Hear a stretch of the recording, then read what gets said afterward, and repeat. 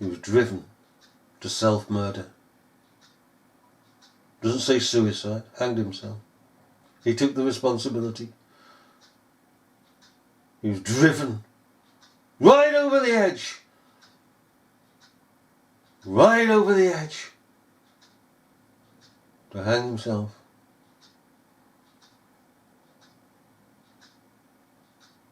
Not one of these spiritual leaders, grown men, educated men, ever lent a hand to him. Love thy neighbour as thyself, did they? No, they didn't, because they're not interested in the law. But they preached the law and the additions to the law. Vile people. Vileness. Well, what is that, Mr. Arminian? God loves them. Jesus Christ died for them. Really? Well, he died for them, did he? Oh no. Godless lot. He cast down the pieces of silver in the temple. He departed and went out and hanged himself. You know, within the temple of Jesus Christ there is no money. And yet there are riches that are laid up, not cast down. And the greatest value is Jesus Christ himself. And justification, which is without price. Justification by divine faith given to an individual when their consciences are opened to see that faith is laid up for them. To have Christ revealed in them, not invited, revealed in them the hope of glory. To first of all see their condemned state, their fearful state, that they are in the hands of a living God. And they're on their way to hell. But they're not left as Judas was left. But along comes mercy in the person of justification by faith, Jesus Christ himself. And cries out, "Come, my beloved, inherit the kingdom that is prepared for you from the foundation of the world." And that voice continues to cry out, for that voice is Christ, and the voice of Christ is equally justification by faith. And that continues to cry out on a daily basis, that on a daily basis we are saved from our condemning sins. He cast down the pieces of silver in the temple. That's where they belonged. Nowhere else in the temple. Well, that made a great clatter, didn't it? He departed and went out and hanged himself, and the chief priests took the silver pieces. Aye, took the silver pieces, gathered them up, and said, "It is not lawful for us to put them into the treasury, because it is the price of blood." They owned it's the price of blood. But at the same time, these hypocrites said it's unlawful. Well, it was unlawful to put an innocent man to death. It was unlawful for habeas corpus. Right? Everything that they did was unlawful. It was against the law. But did they bother? No. They wanted the ceremony, the ritual. They didn't want the law. It wasn't lawful to put it into the treasury, but they gather the money up. They'd wash the hands of the lot. They're evil people. Evil. It is not lawful to put them into the treasury, because it is the price of blood. Absolute wickedness. One moment they're preaching the law to the people and the additions of the law to the people. Next moment they've abandoned the law because it suits them. Tin pot gods. Tin pot gods.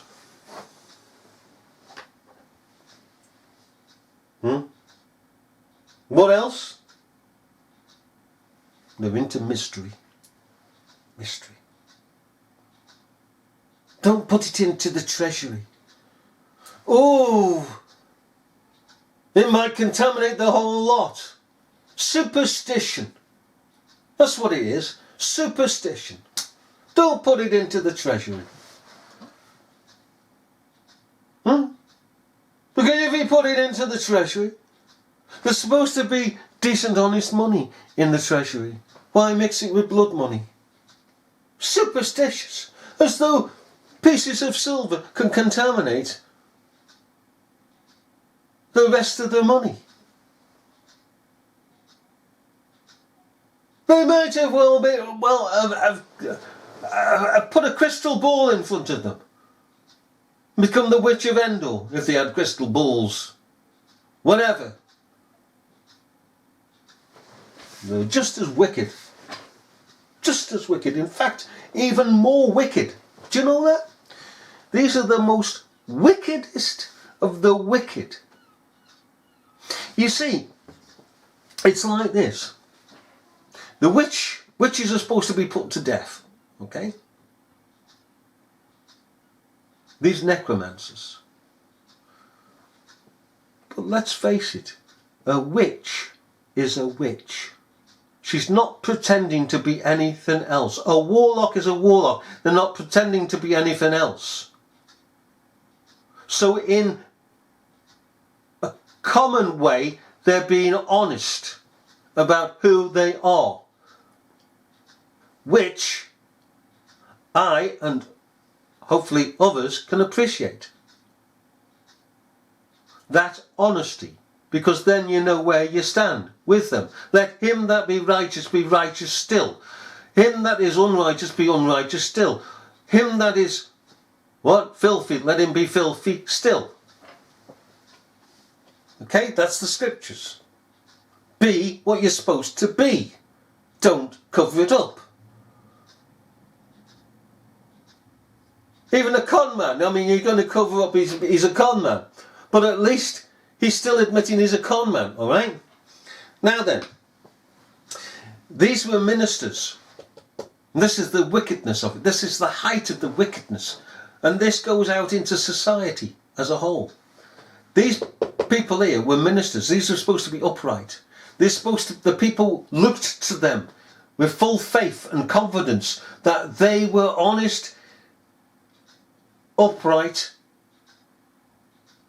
men in power. The people gave their trust to these people to be what they professed to be. Spiritual leaders, full of integrity. But they only showed it by their faces, behind their backs of the people.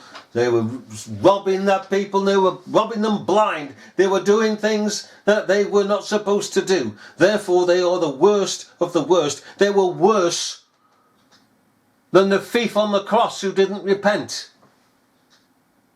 Because at least, again, the thief on the cross was a thief on the cross. These are supposed to be ministers of religion, and they weren't. They were the robbers and the thieves of the people.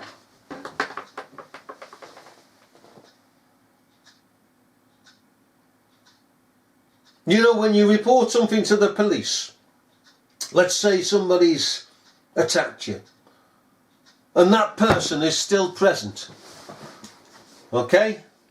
The police turn up. And you say, I want this man arrested, he's just attacked me. And the fella's standing there. Yep, I attacked him. And the police go, no. I'm not going to prosecute, not going to arrest him, not going to prosecute him, he's not going to go to court. Why? Because I say so. The officer is worse than the person that has just attacked you. A great deal worse, because he's professing one thing and doing another, And the point being is that it gets even worse because he is a trusted individual paid to deliver the law and to protect the people. These were here paid to protect the people, to instruct the people equally in the way of righteousness, and they were not doing so. Again, one can respect a person who's breaking into a house, who confesses he's a burglar, than a person who professes to be one thing and is another. They're the lowest of the low. The hypocrites are just dirt under my fingernails, our fingernails. I once said to a chief commissioner, I said, you're nothing but dirt under my fingernails. You are the lowest of the low because you're professing one thing, you're doing something else. A thief who admits he's a thief is more honourable because he's admitting what he is. You're admitting that you're not anything but an upright person. You say you're upright, you say you're for justice, and yet you then tell me that you're not. So therefore you are lower than the criminal, and the criminal is dirt under my fingernails, but you are even greater dirt under my fingernails.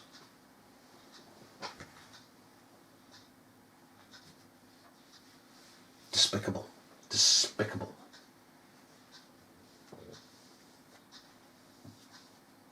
And the chief priest took the silver pieces and said, it is not lawful to put them into the treasury because it is the price of blood. Thanks for owning it as the price of blood that you are murderers. Murderers! And they carried on in office. And they thought to get away with it, but as we say, in time, maybe a few days, maybe a few weeks, maybe a few months, God opens their consciences, and they're the ones that then have to live with their consciences, and probably, in this instance, could not do so, and did away with themselves.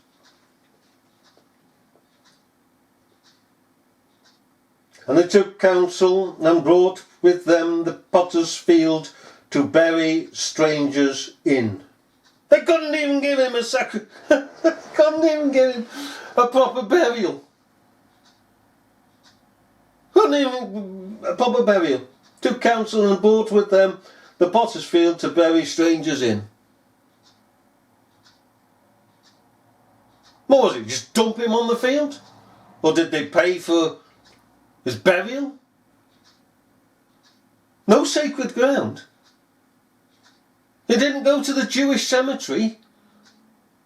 No, he was cast off. He was cast out of the Jewish religion. He was unfit. They declared him, Judas Iscariot, to be unfit to be buried with the rest of the Jews.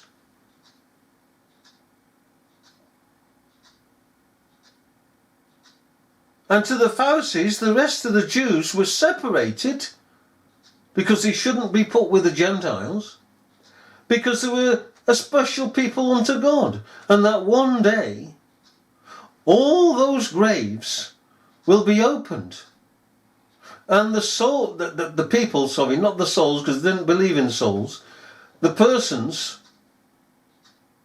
would arise, full flesh, everything, upon the earth, and Judaism, not Christianity, Judaism would reign for all eternity, world without end. And that the Gentiles would be subject unto the reign of Judaism and the Jews. Now the millennialists, being from the pit of hell, don't declare this. And probably because God have blinded their eyes that they may not see. And indeed, when it is put to them, they refuse to see it, and so are hardened in this equally.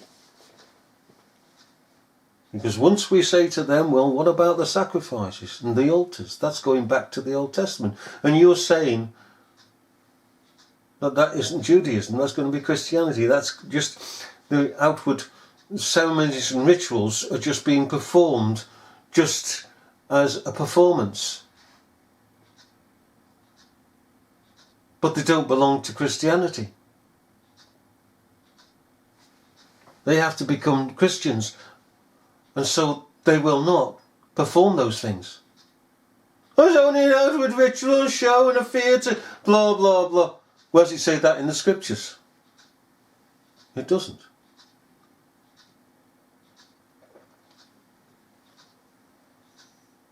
It doesn't. And their theology, they haven't got any theology. And eschatology, that's up the wall. Okay, because Christ came and he was the only sacrifice, and that which went before is only a type. He is the antitype of it all. And equally, all the ceremonies and sacrifices signify Judaism at the end of the day. It began with Christianity, but they soon changed it to Judaism, monotheistic religion, because that was what was in their hearts. Okay, even though the ceremonies and rituals, ceremonies, rites, and all a lot of it, when we see it as Christians, we see Christ. We see the divine order. But with the Jews of the time, because they had gone over to Judaism, created Judaism from the pit of hell, they couldn't see it. And so when Christ came, as the Lamb of God that should take away the sin of the world, the upper world, the true world, as the Lamb, to the Israel above, they couldn't see it. They couldn't see it. We can see it, and they still cannot see it. This man Judas, an infernal, eternal name for the quislings of this world,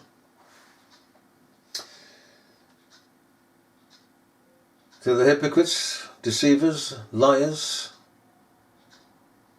mountebanks, was given a potter's field to bury strangers in. He was a stranger to Israel. That's what the Pharisees were saying. Stranger to Israel, as we say. He couldn't be buried in the Jewish cemetery. He therefore could not rise, according to their superstitious minds. He could not rise in the day that all the Jews are given to rise out of their graves, because he's been put in a stranger's field. He's therefore disconnected. Anathema. He is the one, in fact, if he was to rise, he would be the one, not with the Jews, but separated. Still a Jew, but separated to the Gentiles. So underneath, beneath the footstool, become the footstool of Judaism, as Christianity is supposed to come as the footstool of Judaism. That is why Judaizers always say that political Israel is of greater estimation in the eyes of the Almighty than we are. So Judaism is it? You tell me something. I'll tell you something. Come on. Come on. Your God, okay, because your God has allowed millions and millions of Jews to die in their sins. But he loves them. Why did he allow them to die in their sins? Why did he cut them off in the wilderness? Thousands in the wilderness. Destroyed them who believed not. But they're the apple of God's eye. Well, they didn't believe. It doesn't matter. God can cause them to believe because he's their maker. And there can be none greater than your maker. None can stay his hand or say unto him, what doest thou? He cut them off. And ever since, thousands upon thousands, into the millions of Jews have died without faith. Faith that could be given by God. So how can they be the people of God if God is casting his own people into hell? He doesn't cast his own people into hell. He doesn't cast me into hell. He doesn't cast you into hell if you're a child of God. You're either a child of God or you're not a child of God. And we're only a child of God because God creates us to be a child of God. And that is it. It's not decisions.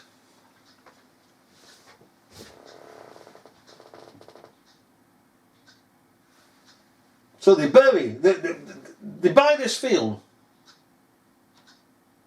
And so do they get the grave diggers and have him buried? Or just take him out? They won't soil their hands because he's contaminated. They'll get their services to come in, people, outside people. Maybe even some Gentiles. Take the body, dump him on the field, that's it. Just leave him there. Or did they get him to be buried? Very expensive field, mind you. But they don't give a monkeys, do they? I mean, 30 pieces of silver. That's a large field. A very, very large field. But then again, you see, the person comes along and says, they get one of their